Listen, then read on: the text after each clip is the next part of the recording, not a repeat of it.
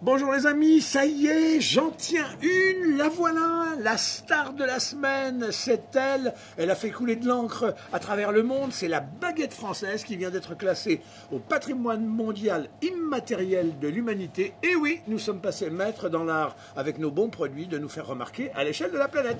Et j'en ai trouvé une, en plus, chez un boulanger qu'on aime bien, parce qu'il fait partie de ces jeunes qui viennent relayer les magasins qui sont un peu en perdition, parce que les anciens propriétaires arrivent à la retraite, partait, etc. et qui sauve le commerce des communes de l'agglomération. Je suis avec Guillaume. Guillaume, bonjour. Bonjour. Alors Guillaume, vous êtes le boulanger d'Angoulins depuis 5 ans maintenant. Vous faites partie de ces jeunes qui disent, allez, ben, moi je tente ma chance.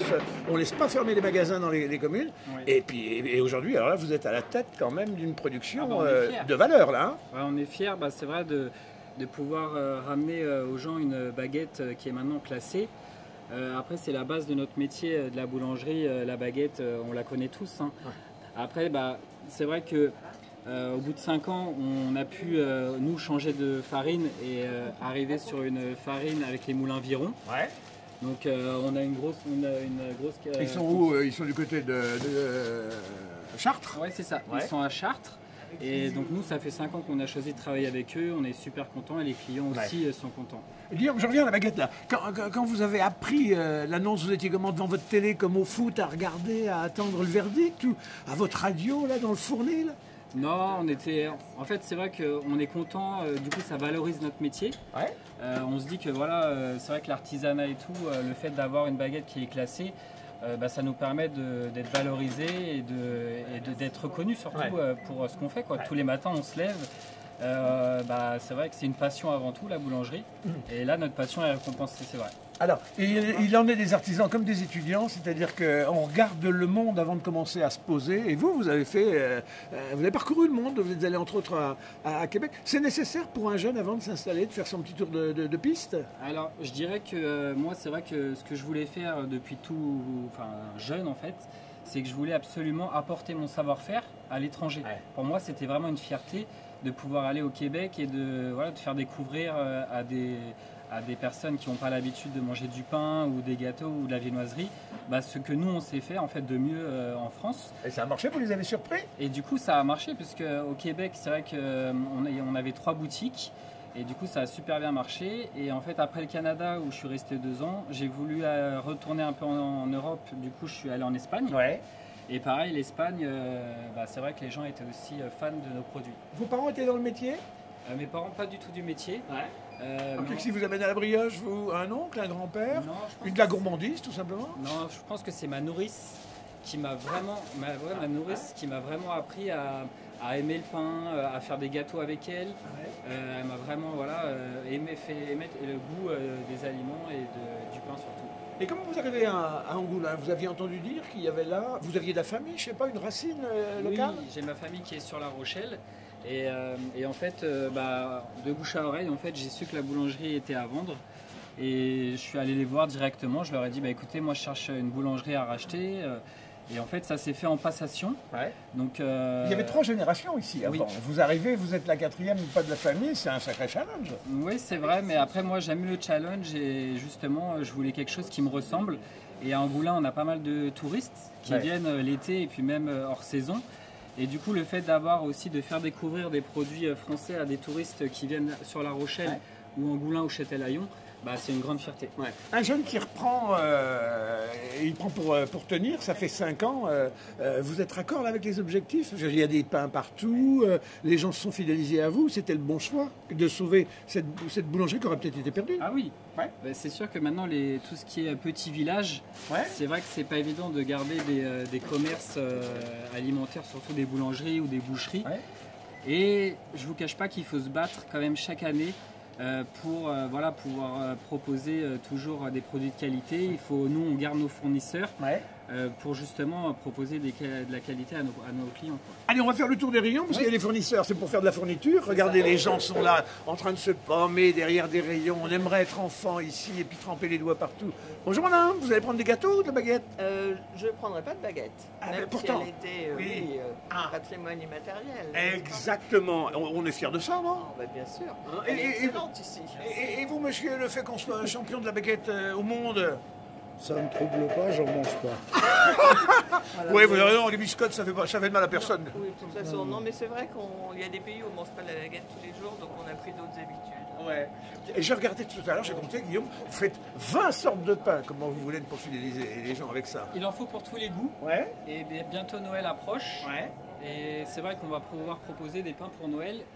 Et alors, oh là, la Ludovic, regardez ce festival de couleurs, les amis. C'est l'arc-en-ciel ici. Alors, c'est quoi? C'est des bûches.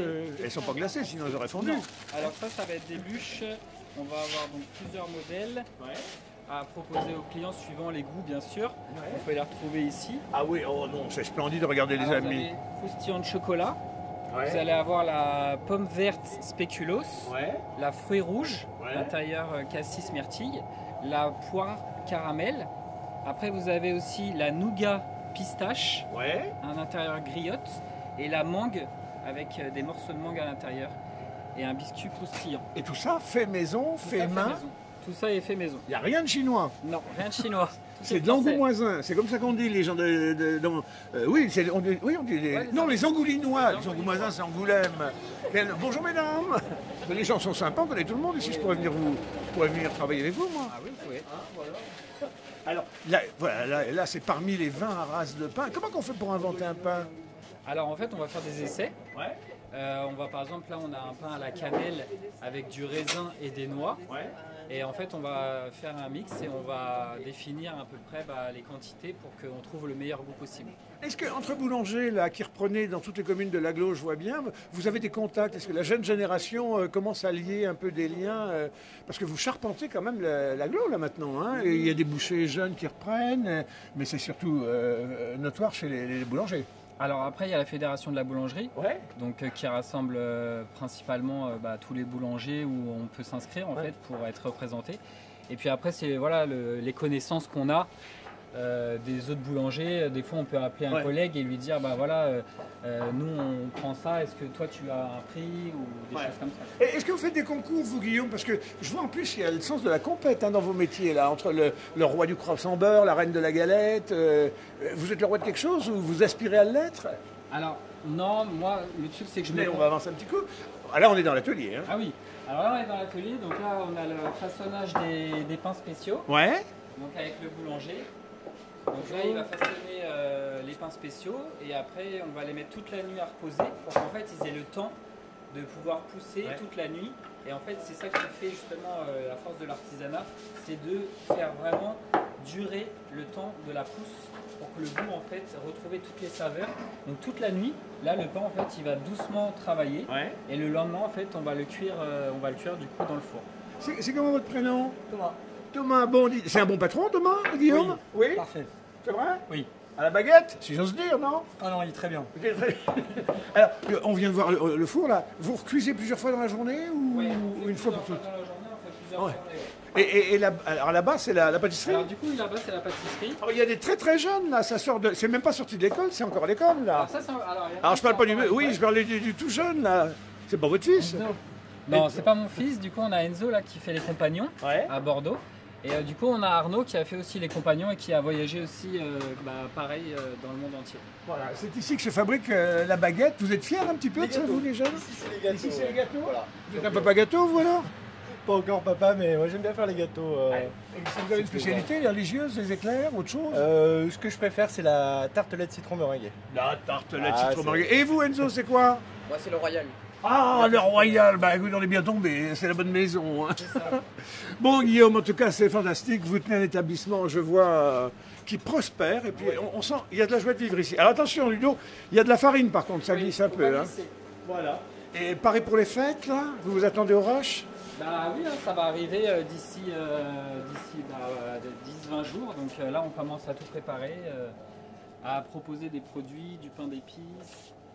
De la galette. Pain d'épices, ça c'est pour la Saint-Nicolas. C'est mardi, hein, la Saint-Nicolas. Hein. C'est ça. D'ailleurs, je vais vous faire goûter un petit peu les pains qu'on va proposer à Noël. Allez, ben on va aller se mettre à table, là, comme si on était chez le restaurateur. Bonjour. Bonjour. On n'est pas peu fiers de notre baguette française. Hein. Bonjour, madame.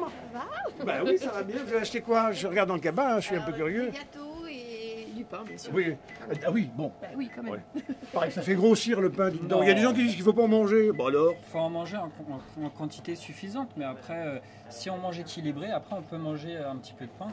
Après, ça n'a jamais tué personne, le pain. C'est juste qu'il ne faut pas non plus en consommer des quantités. Voilà, c'est comme en tout, il faut de la mesure. Voilà, c'est ça. Eh ben voilà, c'est Guillaume, c'est à Angoulins-sur-Mer, et c'est un petit échantillon de... Allez, faites-nous un peu le descriptif Alors là, on rapide va de avoir ça. du pain d'épices. Donc Oui. ça, on peut accompagner le foie gras pour les fêtes. Là, vous avez du pain avec des cranberries. Donc ça peut avec le fromage, le petit côté sucré donc qui va bien se marier avec le fromage. Ouais. Là, on va avoir le campagne de Noël, Oui. avec de la cannelle à l'intérieur, des raisins et des noix. Bon, c'est bon ça avec la cannelle. Ah bah ça, c'est vous allez, prenez un petit bout, vous allez goûter. C'est pas aphrodisiaque, non? Non. Ah bon, ça va, parce que service militaire, comme ça, on nous a fait des trucs. Je vais goûter une tranche. Je la goûte pour vous, mesdames, messieurs. Allez. Alors, il faut rappeler que c'est au Gourmand Sablé. Si vous ne trouvez pas, regardez Gourmand Sablé sur la façade, c'est écrit. Alors, hein? Oh. Avec une huître, non? Avec des huîtres Un aussi. peu d'huître d'Angoulins. Oui, avec Hein des huîtres ou du saumon de...